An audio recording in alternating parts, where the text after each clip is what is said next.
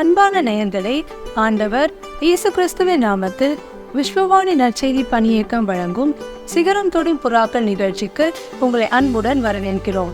இந்த நிகழ்ச்சி பெண்களாகிய நாம் சிகரங்களை தொட உதவும் என நம்புகிறோம். வாங்க நிகழ்ச்சிக்குள்ள போலாம்.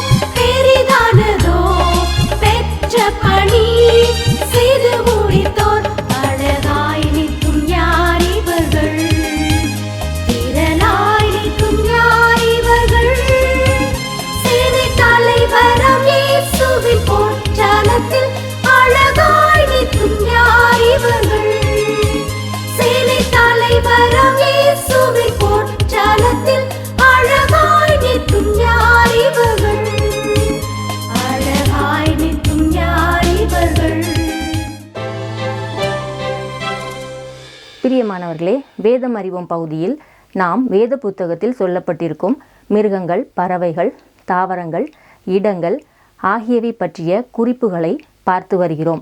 இந்த நாளில் திராட்சரசம் குறித்து பார்க்க இருக்கிறோம். திராட்சை சிட்ரஸ் பழ வகையைச் சேர்ந்தது.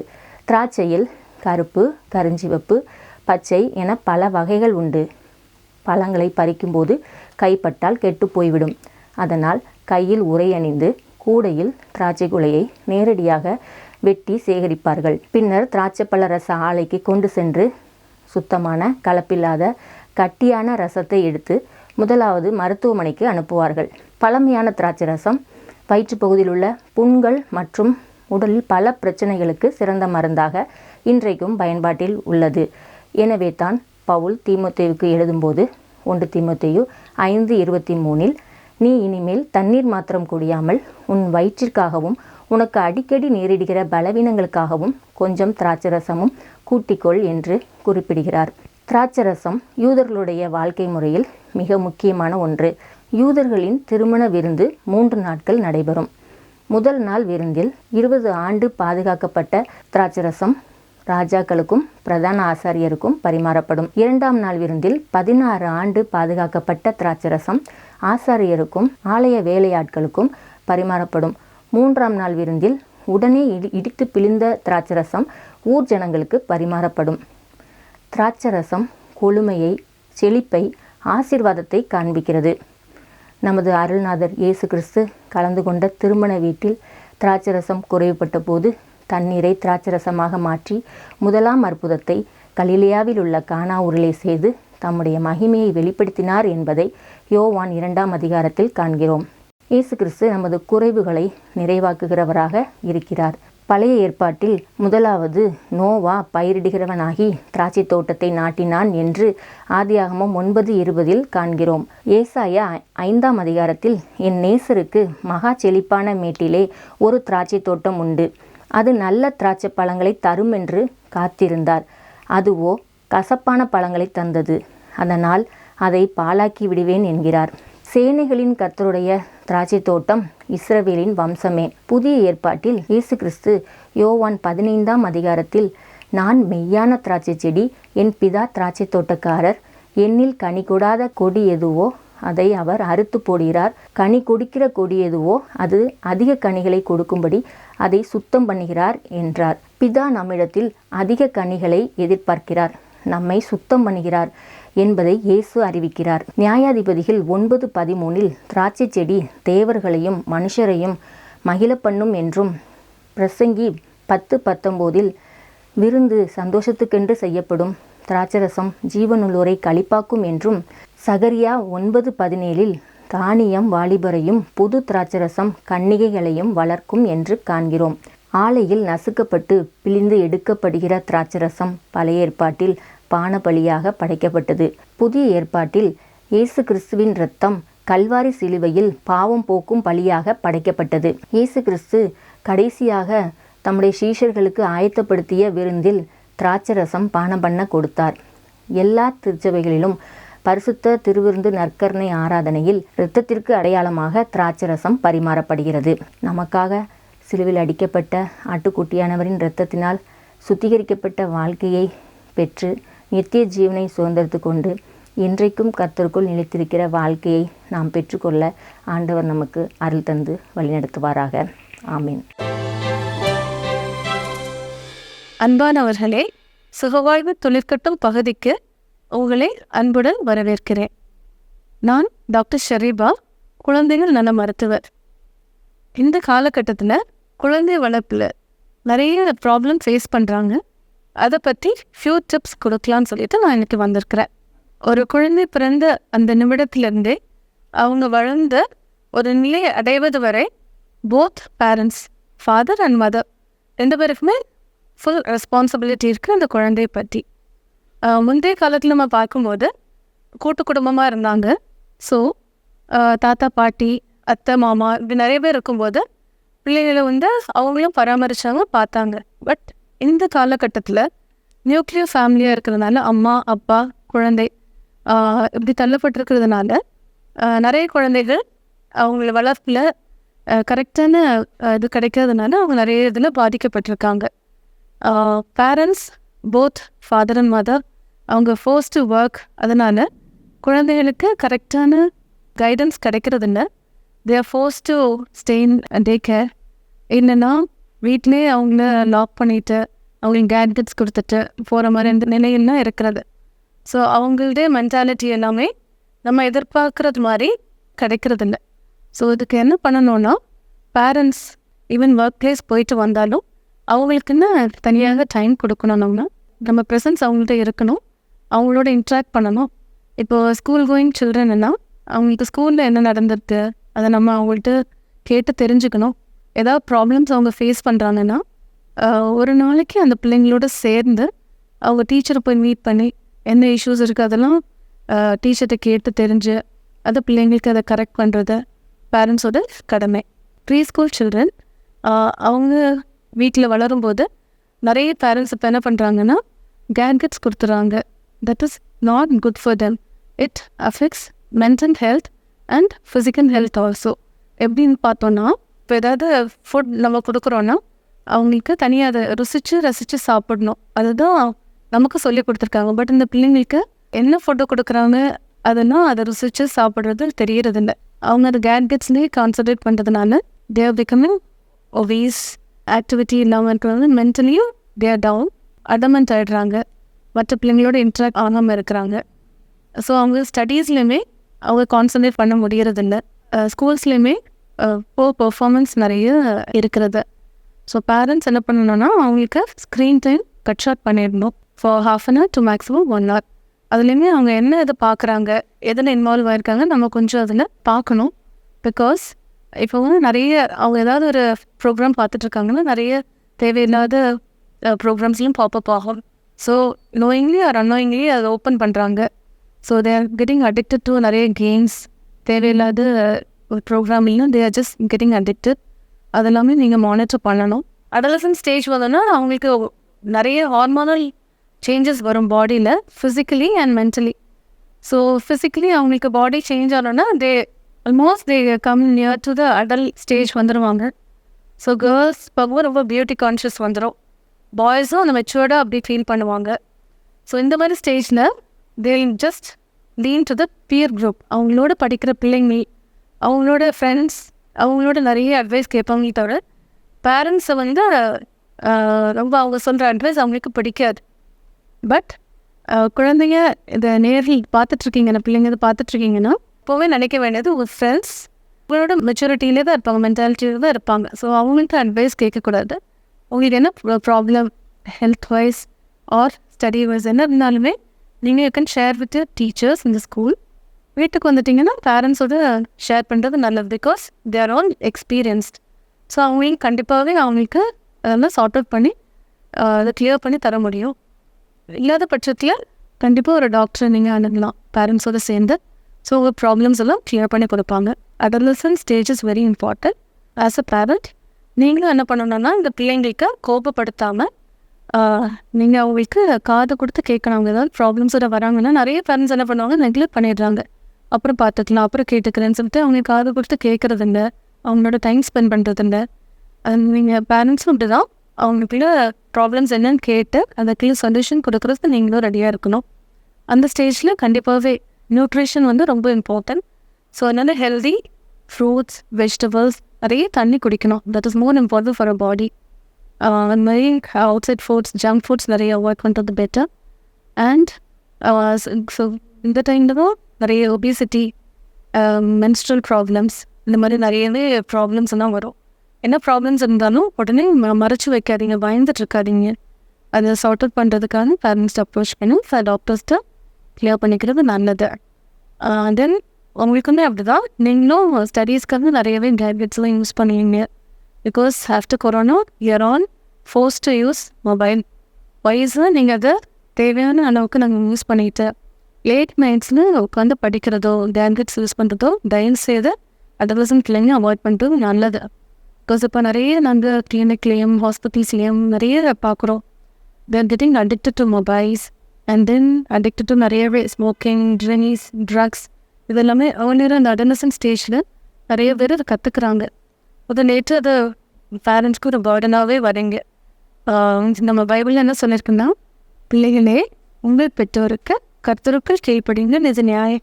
இந்த வசனத்தை கண்டிப்பாகவே நீங்கள் ஆழமாக பதிச்சுக்கணும். முதலாவது கடவுளுக்கு பயப்படணும். நம்ம 24/7 கடவுள் தூங்காமையும் உறங்காமையும் நம்ம பார்க்குறாங்க. நெக்ஸ்ட் வந்து பேரண்ட்ஸ்க்கு வந்து ஒபே பண்ணணும். அவங்களுக்கு எல்லாமே தெரியும். ஸோ அதனால் அவங்களுக்கு ஒபே பண்ணும்போது அவங்களோட வாழ்க்கை ரொம்ப ஆசீர்வாதமாக இருக்கும். உங்களுக்காக நான் ஜெபம் பண்ணுகிறேன். உங்கள் அன்பின் பரலோக பிதாவே, இந்த வேலைக்கு அவங்க துதிக்கிற சுவாமி தகப்பனே, குழந்தைகள் கத்தாவே, குழந்தைகளுக்காக சில ட்ரிப்ஸை சொல்லும்படியாக என்னை குடிசித்த நமக்கு நன்றி சுவாமி. இதை கேட்ட பெற்றோருக்காகவும் குழந்தைகளுக்காகவும் நான் வருகிறேன் இயேசுப்பா. உமக்கு பயப்படும் பயத்தோடு பெற்றோருக்கு கீழ்ப்படுகிற பிள்ளைகளாக வளர கிருபை செய்யுங்க. இயேசுவின் முன்னம் ஜெபத்தேற்றுக்களும் பிதாவே, ஆமேன். இயேசு கிறிஸ்துவின் இனிய நாமத்தில் உங்களுக்கு என் நல்வாழ்த்துக்களை கூறிக்கொள்கிறேன்.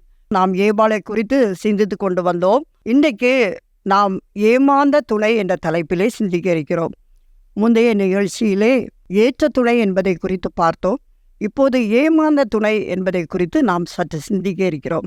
சாத்தான் எப்பொழுதும் எவனை விழுங்கலாமோ என்று சொல்லி கர்ச்சிக்கிற சிங்கம் போல வகை தேடி கொண்டிருக்கிறதை நாம் வசனத்தில் வாசிக்க முடியும். அது மாத்திரமல்ல, ஒரு குடும்ப வாழ்க்கை என்பது ஒரு குட்டி பரலோகம் போல உள்ளது. பிள்ளைகள், கணவன், மனைவி சந்தோஷமாக மகிழ்ந்து கர்த்தருக்குள் இருப்பதை சாத்தான் பார்த்து கொண்டிருக்கும் பொழுது எப்படியாவது ஏதாவது ஒரு பிரச்சனைகளை கொடுத்து அந்த குடும்ப வாழ்க்கையை சின்ன பின்னமாக ஆக்க வேண்டும் என்பதே அவனுடைய குறிக்கோளாக இருக்கிறது. ஆகையினாலே நாம் மிகவும் ஜாக்கிரதை உள்ளவர்களாக, ஆண்டவர் என்ன நோக்கத்தோடு நம்மை ஏற்ற துணையாக ஒரு குடும்பத்தில் இணைத்திருக்கிறாரோ அந்த காரியத்திலே நாம் மிகவும் விழிப்புள்ளவர்களாக இருக்க நாம் கடமைப்பட்டிருக்கிறோம். எப்படி நாம் இருக்க முடியும்? இந்த ஏமாற்றத்திலிருந்து, இந்த பிசாசின் கண்ணிக்குள் விழாதபடி நாம் எப்படி நல்ல ஒரு வாழ்க்கையை நாம் வாழ முடியும்? சோதனைகள் வருவது இயற்கைதான், ஆசைகள் வருவது இயற்கைதான். சிலர் நல்ல ஒரு உடைகளை, நல்ல ஒரு சாரீஸ் கட்டியிருந்தாங்கன்னா உடனே அவங்க கண் அந்த பக்கமாக போய் பார்க்கும். அது மாத்திரம் இல்லை, நல்ல ஒரு ஜுவல்லரி யாராவது போட்டிருந்தாங்கன்னா உடனே அவர்களுடைய கண்கள் அந்த பக்கமாக திரும்பும். இது எங்கே வாங்கினது, எப்படி வாங்கினது, இதே மாதிரி நாமும் வாங்கலாமே என்று சொல்லி ஒரு ஆசை வந்துவிடும். இந்த பெண்கள் என்ன செய்வார்கள், இந்த ஆசைக்காக தங்களை தனியாக ஒரு கட்டமைப்புக்குள்ளே வைத்து கொள்வார்கள். ஏதாவது ஒரு சேமிப்பிலே ஈடுபடுவது, கணவனுக்கு தெரியாமல் எதையாவது செய்து சாதித்து விடலாம் என்று சொல்லிலாம் முயற்சி எடுப்பாங்க. அது ஃபெயிலியராக வந்து முடியும். அப்படி அநேக குடும்பங்களிலே தவறான காரியங்கள் நடப்பது சகஜமாக இருக்கிறது. அது நிமித்தம் அநேக பிரச்சனைகள், பிரிவினைகள், பலவிதமான காரியங்கள் நடப்பதுண்டு. இந்த ஏவாளும் தன்னுடைய வாழ்க்கையிலே பிசாசின் கண்ணியிலே சிக்கினவளாக, அவள் அங்கு அந்த ஆசையை நிமித்தம் இழுக்கப்பட்டவளாக போகிறதை நாம் வேத வசனத்திலே ஆதியாகமம் 3ஆம் அதிகாரத்திலே நாம் பார்க்க முடியும். அவளுடைய தீர்மானம் என்ன? ஏற்ற துணையாக படைக்கப்பட்ட அவள், ஆதாமோடு இசைந்து இருக்க வேண்டிய அவள் என்ன செய்கிறாள்? எந்த விதத்திலும் ஆதாமோடு கலந்து கொள்ளாமல் தன்னுடைய சுய இச்சையின்படியே தனியாக ஒரு தீர்மானத்தை எடுத்தவளாக அந்த பழத்தை சாப்பிட்டு விடுகிறாள். பிசாசானவன் கொடுத்த அந்த ஆசை நிமித்தம் அவள் சிக்குண்டவளாக, எப்படியும் நானும் தேவனைப் போல ஆய்வில்லாமே என்று சொல்லி தேவன் கொடுத்த அந்த கட்டமைப்பிலிருந்து அவள் பிரிவதை நாம் பார்க்கிறோம். இன்றைக்கு நம்முடைய குடும்ப வாழ்க்கையில நாம் எப்படி இருக்கிறோம்? நம்முடைய குடும்ப அமைப்பு எப்படி இருக்கிறது? நமக்கு தேவன் எந்த சூழ்நிலையை தந்திருக்கிறார்? அதற்குள்ளாக நாம் எப்படி இருக்கிறோம்? அதைவிட நாம் ஆசைப்பட்டு, நாம் இச்சிக்கப்பட்டு, இழுக்கப்பட்டவர்களாக தவறான வழியிலே போகிறோமா?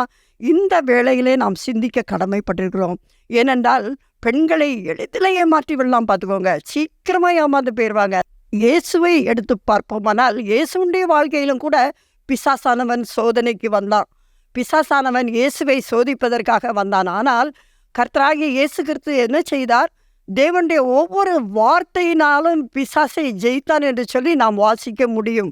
ஆம் அருமையானவர்களே, பிசாசானவன் எவனை விழுங்கலாமோ என்று சொல்லி கர்ச்சிக்கிற சிங்கம் போல உன்னை சுற்றி திரிகிற வேளையிலே, உன்னுடைய குடும்பத்தை சுற்றி திரிகிற வேளையிலே நீ தேவ வசனத்திலே உறுதியாயிருப்பாயானால் உன்னுடைய வாழ்க்கை விழுவதற்கு வாய்ப்பில்லாமல் இருக்கும்.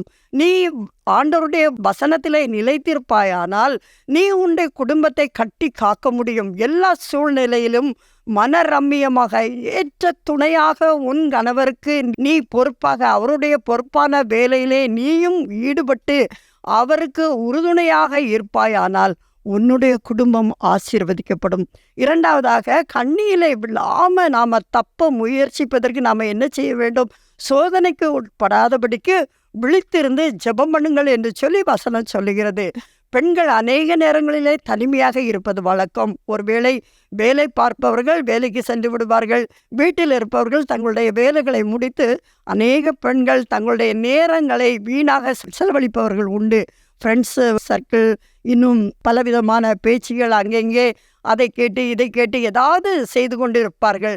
நாம் கர்த்தருடைய பாதத்திலே அமர்ந்திருக்கும் பொழுது கர்த்தர் நமக்கு நல்ல ஞானத்தை கொடுக்க வல்லவராக இருக்கிறார். ஒருவேளை நீங்கள் நினைக்கலாம், ஐயோ எனக்கு ஒரு திறமையும் கிடையாது, நான் சும்மா ஏதோ சமையல் பண்ணோமா, பிள்ளைகளை பார்த்தோமா. அப்படி இல்லை அருமையானவர்களே.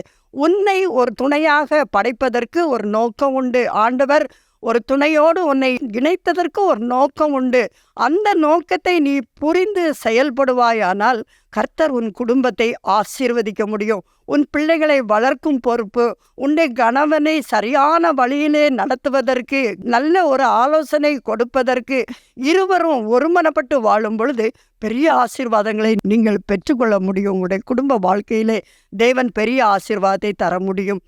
வசனம் சொல்லுகிறது, இருவர் ஒருமனப்பட்டு எதை கேட்டாலும் அதை தருவேன் என்று சொல்லி ஆண்டவர் சொல்லுகிறார். இரு மனம் என்பது ஒரு கணவனும் மனைவியும் போல சிறப்பான இரு மனங்கள் வேற எதுவுமே கிடையாது. அந்த இரு மனங்களும் ஒருமனப்பட்டு ஆண்டவருடைய சமூகத்திலே ஒவ்வொரு காரியங்கள், எந்த பிரச்சனைகள், எந்த சூழ்நிலைகள் வந்தாலும் ஆண்டவருடைய பாதத்திலே நீங்கள் முழங்காலில் நிற்கும் பொழுது நீங்கள் ஜெயத்தை பெற்றுக்கொள்ள முடியும். அநேக வீடுகளிலே பிள்ளைகள் தங்களுடைய பேச்சுகளை, பெற்றோருடைய பேச்சுகளை கேட்பது கிடையாது, கீழ்ப்படுவது கிடையாது. அதற்கு ஒரே வழி என்ன தெரியுமா? நீ முழங்காலில் நிற்பாயானால், ஒவ்வொரு பெண்ணும் முழங்காலில் நிற்பீங்கன்னா நிச்சயமாக ஆண்டவர் உங்கள் பிள்ளைங்களை திருத்த முடியும். என்னுடைய 2வது மகள் சிறு பிள்ளையாக இருக்கும் பொழுது நாங்கள் ஒரு கிராமத்தில் இருந்தோம். அந்த கிராமத்திலே சகஜமாக அவங்க பேசுகிற லாங்குவேஜில் ஒரு தூஷண வார்த்தையை சேர்த்தே பேசுவாங்க. சும்மா பேசும்போதும் அந்த வேர்டை யூஸ் பண்ணுவாங்க. அது இவளுடைய வாயிலும் வந்துவிட்டது. நாங்கள் எவ்வளவோ சொல்லியும் அதை திருத்த முடியவில்லை. அடி கொடுத்து பார்த்தோம், பனிஷ்மெண்ட் கொடுத்து பார்த்தோம், திருத்தவே முடியலை. கடைசியாக நாங்கள் இருவரும் உபவாசம் இருந்து ஜெபிக்க ஆரம்பித்தோம். ஆண்டவர் அந்த வார்த்தையை அவள் வாயில் இருந்து எடுத்து போட்டு விட்டார். ஆம் அருமையானவர்களே, நாம் ஜெபித்து ஜெயத்தை காண முடியும். ஜெபம் மாத்திரம்தான் நம்முடைய வாழ்க்கையில் ஜெயத்தை கொடுக்க முடியும். 1 பேதுரு 5:8 இப்படியாக சொல்கிறது, தெளிந்த புத்தியுள்ளவர்களாய் இருந்து விழித்திருந்து உங்கள் எதிராளியாகிய பிசாசானவன் கெர்ச்சிக்கிற சிங்கம் போல உங்களை விழுங்கலாமோ என்று வகை தேடி சுற்றி திரிகிற வேளையிலே நாம் விழித்திருந்து நாம் ஜெபிக்கும் பொழுது கர்த்தர் நம்முடைய குடும்ப வாழ்க்கையை ஒரு வெற்றியுள்ள வாழ்க்கையாக மாற்றித்தர முடியும். இந்த நேரத்தில் ஒருவேளை இதை பார்த்து கொண்டிருக்கிற பெண்கள், உங்களுடைய வாழ்க்கையில் நீங்கள் சோர்ந்து போயிருப்பீங்கன்னா, என்ன செய்யணும்னு தெரியாமல் இருப்பீங்கன்னா, இந்த நேரத்தில் உங்கள் காரியத்தை ஆண்டவர்கிட்ட ஒப்பு கொடுத்து நீங்கள் ஜெபம் பண்ணுங்க. வேத வசனத்தை தியானிங்க, ஜெபத்தில் நேரத்தை செலவழிங்க.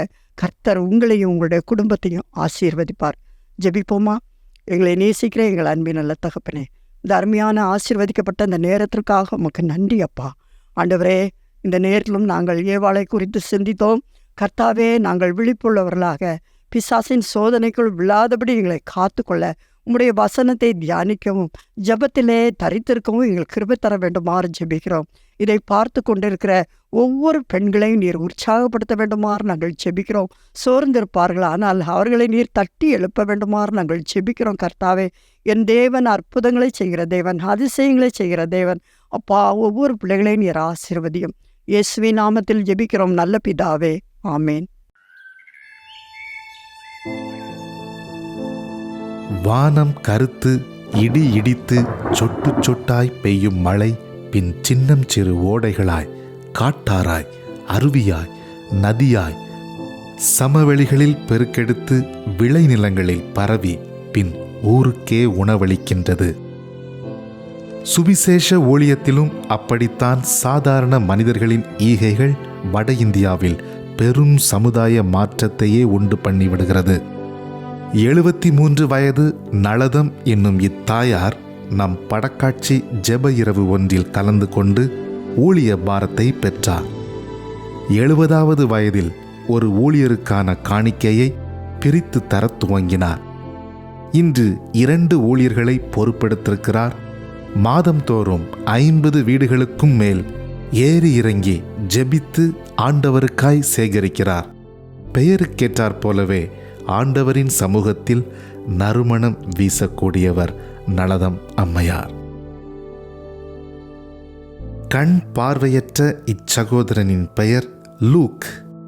விவசாயத்தை நம்பி பிழைக்கும் குடும்பம் இது. மழை பொய்த்தால் வறுமை என்னும் நிலைமை என்றாலும் சேமிப்பு பெட்டியில் உதாரத்துவமாய் சேமிக்கும் குடும்பம் இது. வட இந்திய ஜனங்கள் தடவியாகிலும் கர்த்தரை கண்டுபிடிக்க வேண்டும் என்னும் உத்வேகமே இவர்களை சுவிசேஷ ஊழியத்தில் கொடையாளிகளாக்கி இருக்கிறது. பெரும் மின் விபத்தில் தன் கைகளையும் கால்களையும் இழந்து மரண தருவாயில் இருந்தார். அற்புதமாக பிழைத்த அவர் வாழ்ந்து என்ன பயன் என்று நினைத்தவராய் தன் வீட்டின் அருகாமையில் இருந்த கிணற்றிலும் சற்று தூரத்தில் இருந்த கடலிலும் தற்கொலைக்கு முயன்றார். ஆனால் தேவன் அவர் மீது கரிசனையுள்ளவராயிருந்தபடியினால் இரட்சிப்பின் அனுபவம் பெற்று பின்னம் ஊழியத்தில் தொடர்புடையவரானார். இன்று தனக்கு கிடைக்கும் சொற்ப வருமானத்தில் ஒரு ஊழியரை தாங்குகிறார். மிஷனரி பணிக்கு கொடுப்பதற்கு கரங்கள் தேவையில்லை, நல்ல மனம் இருந்தால் போதும் என்பதை அவர் நிரூபித்து விட்டார். அன்பிற்குரியவர்களே, இயலாதவர்களே இவ்வளவு தூரம் போவார்களெனில் பரலோகத்தில் உங்கள் பங்கு என்ன?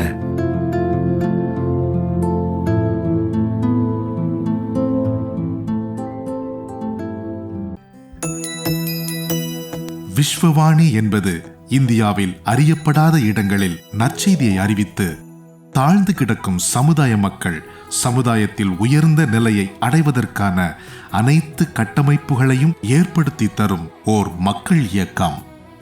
குடி, விபச்சாரம் என மனிதர்களை அழித்தொழிக்கும் பாவங்களிலிருந்து அவர்கள் நிலையான விடுதலையை பெற்றுக்கொள்வதற்கான வழிமுறைகளை அறிவித்து கல்வி அறிவு புகட்டி கைத்தொழில்களை கற்பித்து சமுதாயத்தின் சக மனிதர்களைப் போல அவர்களும் தலை நிமிர்ந்து வாழ வழி செய்யும் ஓர் அன்பின் ஐக்கியம். ஒரு கிராமத்தை பொறுப்படுத்து மாதந்தோறும் 4000 ரூபாய் அன்பின் ஈகையாக கொடுப்பதின் மூலம் ஓர் சமுதாயம் நம் கண்முன்னே மலர்வதை நீங்கள் பார்க்க முடியும்.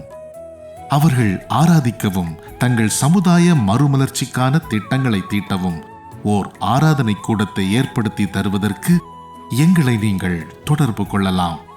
சிறுவர்களுக்கான கல்வி செலவை ஒவ்வொரு மாதமும் ரூபாய் 1500 கொடுப்பதின் மூலம் பொறுப்பெடுக்கலாம். இந்திய தேசத்தின் வலிமையான கிராமங்களை உருவாக்க, அடிமைத்தனங்கள் இல்லாத சமுதாயத்தை கட்டமைக்க அன்பின் இதயங்களாக நாம் ஒன்று சேர்ந்து உழைப்போம். ஆண்டவர் உங்களை ஆசீர்வதிக்கட்டும். கூடுதல் தகவல்களுக்கும் அன்பின் தொடர்புகளுக்கும் நீங்கள் தொடர்பு கொள்ள வேண்டிய தொலைபேசி எண்கள் திரையில் காண்பிக்கப்படுகின்றன. உங்கள் அன்பின் ஈகைகளை ஆன்லைன் பரிவர்த்தனை மூலம் செலுத்த வங்கி கணக்கு எண்களும் கீழே தரப்படுகின்றன. பிரத்யேகமாக தரப்பட்டிருக்கும் QR கோடையும் நீங்கள் ஸ்கேன் பண்ணிக் கொள்ளலாம். உங்கள் ஜெபங்களாலும் ஈகைகளாலும் இந்தியாவை ஆசீர்வதிக்கும் உங்களை ஆண்டவர் அளவில்லாமல் ஆசீர்வதிப்பாராக. கிறிஸ்தவுக்குள் பிரியமானவர்களே, இந்த நிகழ்ச்சி உங்களுக்கு ஆசீர்வாதமாக இருந்திருக்கும் என்று சொல்லி நம்புகிறோம். நீங்கள் பெற்ற ஆசீர்வாதங்களையும் உங்கள் ஜெப தேவைகளையும் திரையில் காணும் எண்கள் மூலம் எங்களுக்கு தெரியப்படுத்துங்கள். கர்த்தரின் ஆசீர்வாதம் உங்கள் அனைவரோடும் இருப்பதாக. தனிமையிலும் வறுமையிலும் லாசரு போன்று நின்றவர்கள், யாசித்தாலும் போஷித்தாலும் விசுவாசத்தை காத்தவர்கள், அழகாய் நிற்கும் யார் இவர்கள், திரளாய் நிற்கும் யார் இவர்கள், சேனை தலைவரம் இயேசுவின் போற்றலத்தில் அழகாய் நிற்கும் யார் இவர்கள், சேனை தலைவரம் இயேசுவின் போற்றலத்தில் அழகாய் நிற்கும் யார் இவர்கள், அழகாய் நிற்கும் யார் இவர்கள்.